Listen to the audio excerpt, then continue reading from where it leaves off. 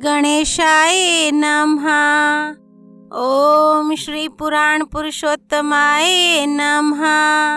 श्री शिव पुराण संहिता 7 वायवीय संहिता पूर्व खंड अध्याय 29। जगत वाणी और अर्थ रूप है, इसका प्रतिपादन। वायु देवता कहते हैं, महर्षियों, अब यह बता रहा हूँ कि जगत की वाग अर्थात्मकता की सिद्धि कैसे की गई है। 6 अध्यायों मार्गों का सम्यक ज्ञान में संक्षेप से ही करा रहा हूँ, विस्तार से नहीं।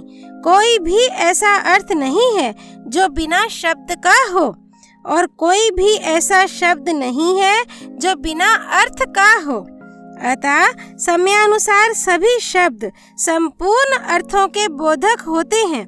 प्रकृति का यह परिणाम शब्द भावना और अर्थ भावना के भेद से 2 प्रकार का है। उसे परमात्मा शिव तथा पार्वती की प्राकृत मूर्ति कहते हैं। उनकी जो शब्दमयी विभूति है उसे विद्वान 3 प्रकार की बताते हैं, स्थूला, सूक्ष्म और परा। स्थूला वह है जो कानों को प्रत्यक्ष सुनाई देती है, जो केवल चिंतन में आती है, वह सूक्ष्म कही गई है, और जो चिंतन की भी सीमा से परे है उसे परा कहा गया है। वह शक्ति स्वरूपा है, वही शिव तत्व के आश्रित रहने वाली पराशक्ति कही गई है। ज्ञान शक्ति के संयोग से वही इच्छा की उपोद बलिका उसे दृढ़ करने वाली होती है। वह संपूर्ण शक्तियों की समष्टि रूपा है, वही शक्ति तत्व के नाम से विख्यात हो समस्त कार्य समूह की मूल प्रकृति मानी गई है। उसी को कुंडलिनी कहा गया है, वही विशुद्धाध्व परा माया है।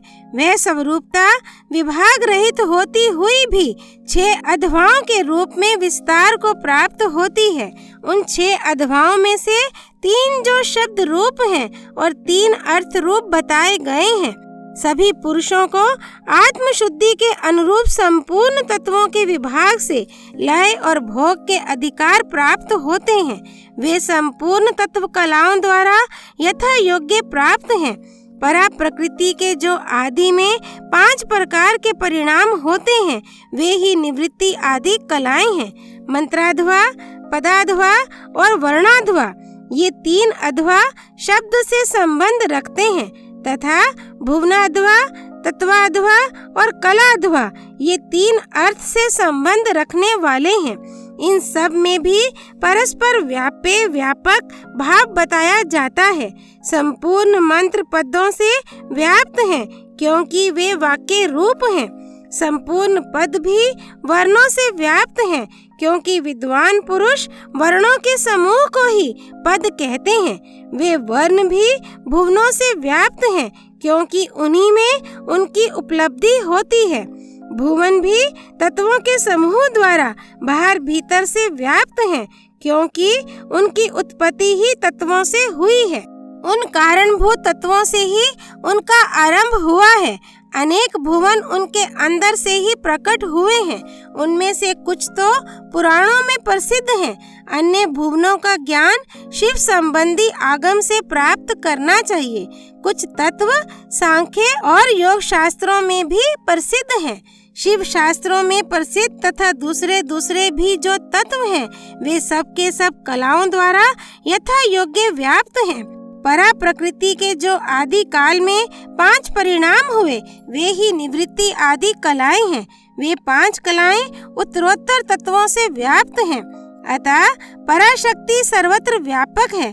वह विभाग रहित होकर भी 6 अध्यायों के रूप में विभक्त है।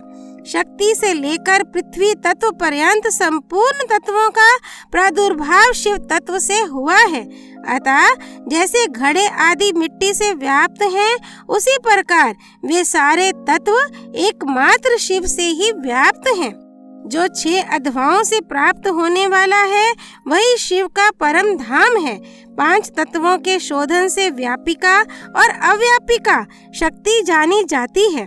निवृत्ति कला के द्वारा रुद्रलोक पर्यंत ब्रह्मांड की स्थिति का शोधन होता है। प्रतिष्ठा कला द्वारा उससे भी ऊपर जहाँ तक अव्यक्त की सीमा है वहाँ तक की शोध की जाती है। मध्यवर्तिनी विद्या कला द्वारा उससे भी ऊपर विधेश्वर पर्यंत स्थान का शोधन होता है। शांति कला द्वारा उससे भी ऊपर के स्थान का तथा शांतितीता कला के द्वारा अध्वा के अंत तक का शोधन हो जाता है। उसी को परम व्योम कहा गया है। ये 5 तत्व बताए गए जिनसे संपूर्ण जगत व्याप्त है। वहीं साधकों को यह सब कुछ देखना चाहिए। जो अध्वा की व्याप्ति को न जानकर शोधन करना चाहता है वह शुद्धि से वंचित रह जाता है, उसके फल को नहीं पा सकता। उसका सारा परिश्रम व्यर्थ केवल नरक की ही प्राप्ति कराने वाला होता है। शक्तिपात का संयोग हुए बिना तत्वों का ठीक ठीक ज्ञान नहीं हो सकता। उनकी व्याप्ति और वृद्धि का ज्ञान भी असंभव है। शिव की जो चित स्वरूपा परमेश्वरी पराशक्ति है वही आज्ञा है। उस कारण रूपा आज्ञा के सहयोग से ही शिव संपूर्ण शिव के अधिष्ठाता होते हैं। विचार दृष्टि से देखा जाए तो आत्मा में कभी विकार नहीं होता। यह विकार की प्रतीति माया मात्र है, ना तो बंधन है और ना उस बंधन से छुटकारा दिलाने वाली कोई मुक्ति है। शिव की जो अव्यभिचारिणी पराशक्ति है वही संपूर्ण ऐश्वर्य की पराकाष्ठा है। वह उन्हीं के समान धर्म वाली है और विशेषता उनके उन विलक्षण भावों से युक्त है। उसी शक्ति के साथ शिव ग्रस्त बने हुए हैं और वह भी सदा उन शिव के ही साथ उनकी गृहिणी बनकर रहती है। जो प्रकृति जने जगत रूप कार्य है वही उन शिव दंपति की संतान है। शिव कर्ता है और शक्ति कारण, यही उन दोनों का भेद है। वास्तव में एकमात्र साक्षात शिव ही 2 रूपों में स्थित हैं। कुछ लोगों का कहना है कि स्त्री और पुरुष रूप में ही उनका भेद है। अन्य लोग कहते हैं कि पराशक्ति शिव में नित्य संवेद है।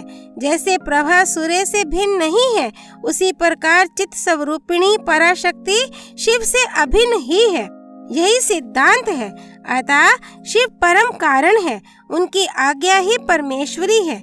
उसी से प्रेरित होकर शिव की अविनाशी मूल प्रकृति कार्य भेद से महामाया, माया और त्रिगुणात्मिक प्रकृति इन 3 रूपों में स्थित हो 6 अध्वाओं को प्रकट करती है। वह 6 प्रकार का अध्वा वागर्थमय है, वही संपूर्ण जगत के रूप में स्थित है। सभी शास्त्र समूह इसी भाव का विस्तार से प्रतिपादन करते हैं। अध्याय 29 संपूर्ण। कर्ता शिव कारण शक्ति की जय। अजन्मा वासुदेव की जय। हर हर महादेव। श्री हरि अर्पणमस्तु।